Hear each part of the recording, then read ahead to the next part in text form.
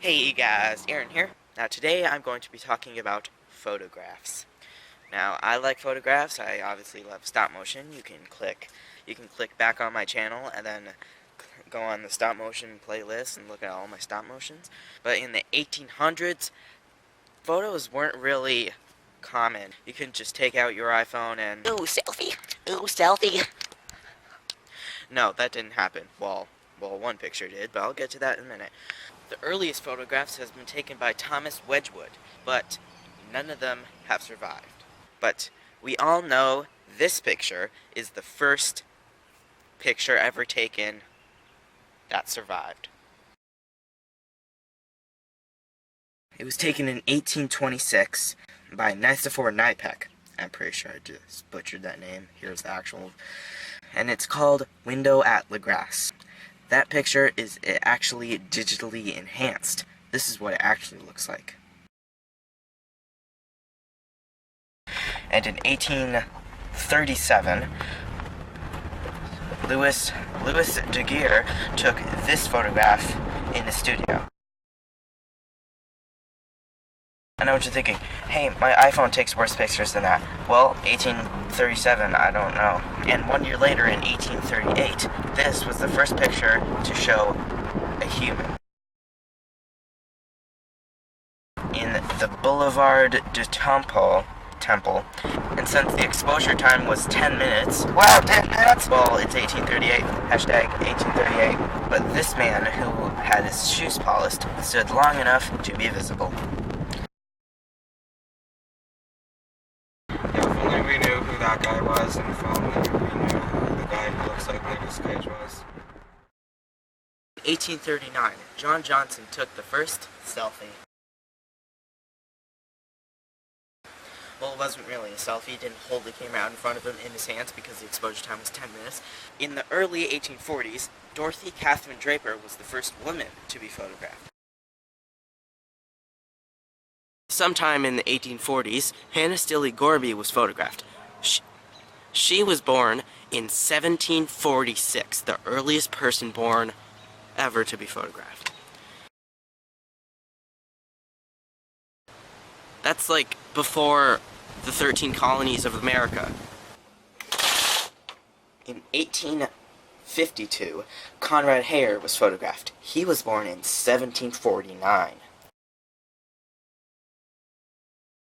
Not only being the earliest born man to be photographed, well, here's another small feat that he did in his life. Yeah, he crossed the Delaware with George Washington. Speaking of George Washington, here's some pictures of presidents. William Henry Harrison was the first president in his term to be photographed. Now, when I first saw that, I thought it was a painting, but no, it's a picture. John Adams was the earliest serving president to be photographed. Too bad there's no photographs of George Washington. And also, Andrew Jackson was photographed shortly before his death. Now here's some photographic firsts. This is the earliest surviving photograph taken underwater.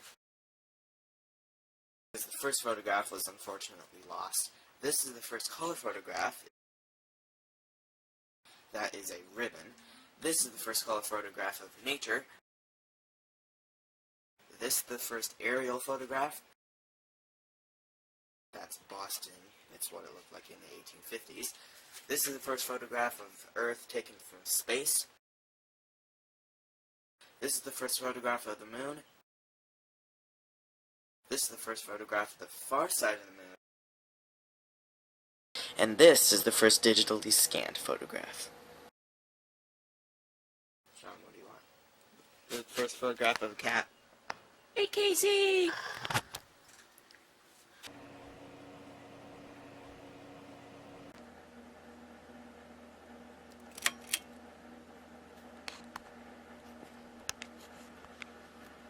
How could I talk about the first photographs without talking about the first video? I'll be talking about a bunch of early film pioneers, such as, well, here's a list of it. Edward Muybridge, Whistler Prince, Thomas Edison, William K.L. Dickinson, the Lumiere brothers, and George Méliès. Edward Muybridge was a good 1800s photographer, and when he was confronted with two men who had a bet saying that when a horse gallops, all 4 of his hooves jump. So he decided to take a picture of it, but he made his own technique by having 12 different cameras take 12 different pictures, triggered by the horse going in front of the frame. So the horse ran by, and then yay, he got all the pictures. Yeah, but he didn't make the first video. That would go to Louis Le Prince. Louis Le Prince was the first ever director. He made 4 films that survive to this day that are the earliest films ever. He filmed some in 1887 and 1888. That was before the Eiffel Tower was finished. This is my version of the Eiffel Tower for some reason. Now, if you wanted to do some research, you might think that the Round Hay Garden scene is the first film that Louis Le Prince made. But no. His first film was Man Walking Around the Corner. Don't have high hopes for it because it's 1887. See? Told you.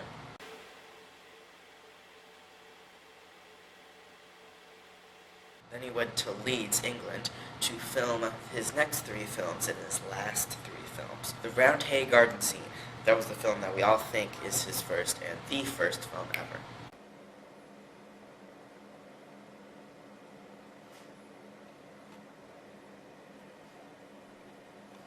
And Louis Le Prince's 3rd film was Traffic Crossing Leeds Bridge. This is much clearer than all the other films that he made.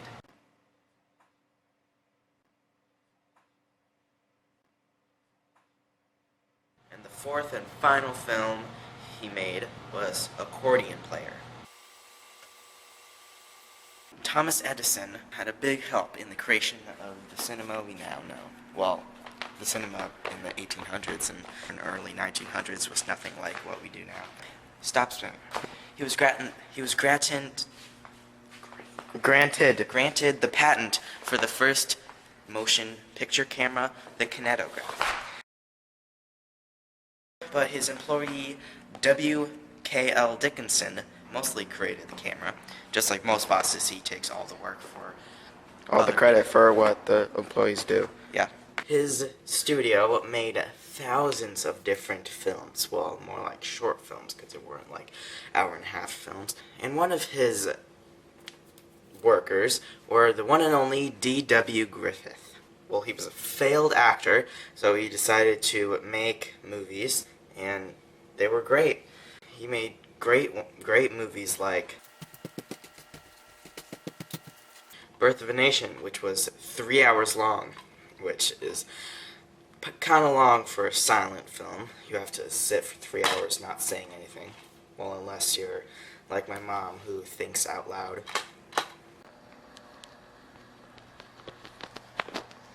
Thomas Edison also created the kinetoscope, which is basically a camera that you can actually see the film.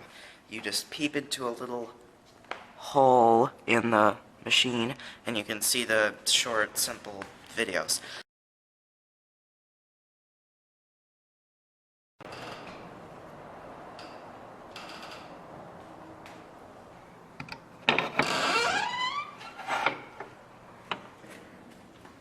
William Kennedy L. Dixon, that's his full name, he was a professional photographer at Edison Studios, and he was the one who mostly created the kinetoscope and the kinetograph. And he did lots of films, like even the first ever Monkey Shines, and he made the mutoscope, which is basically a Disclaimer, Aaron is not part of the Illuminati. which is basically a kinetoscope, but you hand crank it yourself so you can see the videos. The Lumiere Brothers. The Lumiere Brothers' contribution to cinema wasn't very big, like Georges Méliès. That's because they thought that the cinemas were just a passing fad and saw no further future of it.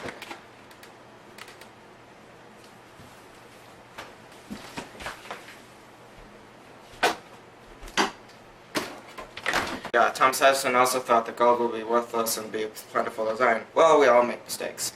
But anyway, the Lumiere Brothers, they showed all these films to an audience with a film projector. If you've done some research, or if you watch Martin Scorsese's Hugo, I don't really talk about that when I talk about George Méliès, you'll know that when the train was coming, people were actually scared that they were going to get hit because no one has ever seen anything like that before.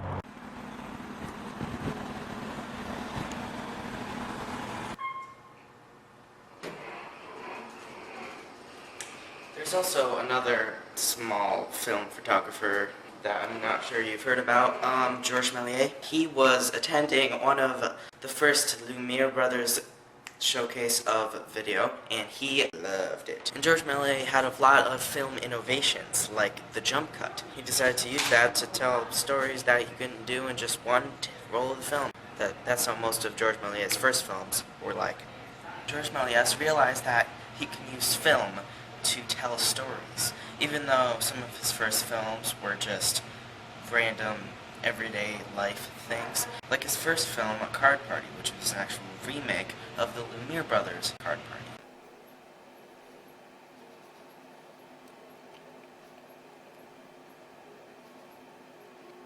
But a couple hundred films later, he made short, like 10-minute films that had like a full story, like people go somewhere, like people are taunted by the ghost and the devil, like in The Haunted Castle, which was the first horror movie ever made. He decided to remake it to have more of those jump cut editing techniques, which was the first Georges Méliès movie to be made in color. Well, it wasn't really actual color, but it was hand-tinted, kind of like what's going on here.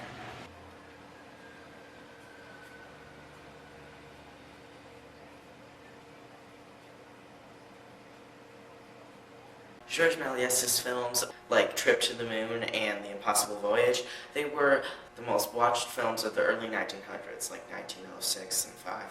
But by 1912, his style has become démodé, out of style. His last big film was Conquest of the Pole. His last film was The Village of the Bercheriron family. And then he just worked on to other film companies and died in 1938. And in 2007, Brian Slenzak made a book called The Invention of Hugo Cabret. Now it's about Hugo Cabret, who fixes an automaton that he and his dad built together, but then his dad dies, and he finds out it was made by Georges Méliès, and then happy endings, people find lots of Georges Méliès films. And in 2011, Martin Scorsese made a movie about it called Hugo. Yeah, Georges Méliès used a lot of jump cuts like that. There's a lot of old silent films that are really great stuff. Here's some. Birth of a Nation, which I already said. Nosferatu, which is a discount Dracula. Phantom of the Opera.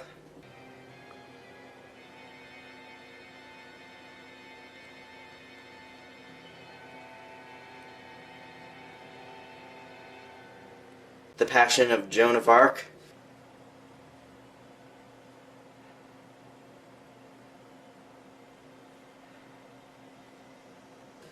And the first ever movie with sound, The Jazz Singer.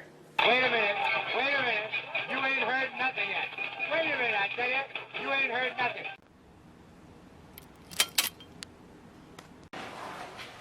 So that was my talking about the first photos ever taken and the first movies ever made.